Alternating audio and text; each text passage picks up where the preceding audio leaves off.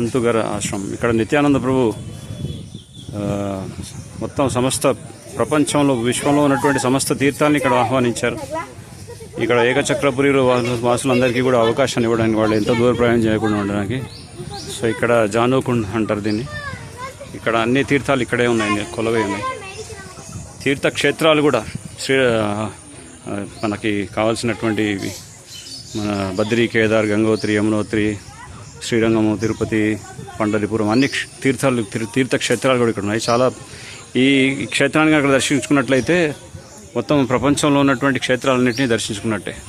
So ఇక్కడి నుంచే తీర్థయాత్ర ముగింపు జరుగుతుంది. ఇది ఒకసారి నిత్యానంద ప్రభు మాధవేంద్రపురిని కలుస్తారు. సో కలిసినప్పుడు ఆయన తీర్థి కుర్వంతి తీర్థాన్ని, మిమ్మల్ని దర్శించుకున్నంత మాత్రాన్ని చేతనే సమస్త తీర్థాలన్నింటినీ కూడా దర్శించుకున్నామని చెప్పి ఆయన అంటారు. అంటే దీని అర్థం ఏంటంటే వైష్ణవులు, భక్తులు ఎవరైతే ఉంటారో వారు నడిచే తీర్థయాత్రలతో సమానం. సో ఆ విధంగా వాళ్ళు కనుక ఎక్కడైనా వెళ్ళినట్లయితే వాళ్ళని ఎవరినైనా ఆహ్వానించినట్లయితే అన్ని తీర్థాలను ఆహ్వానించినటువంటి వారే అవుతారు. ఎందుకంటే వైష్ణవులు, భక్తులు వాళ్ళు నడిచే తీర్థయాత్రలు లాంటి వారు. సో మాధవేంద్రపురిని దర్శించుకొని నిత్యానంద ప్రభు ఈ మాట అంటారు, నా యాత్ర ఇక్కడ సఫలమైంది మీ దర్శన భాగ్యం చేత అని చెప్పి.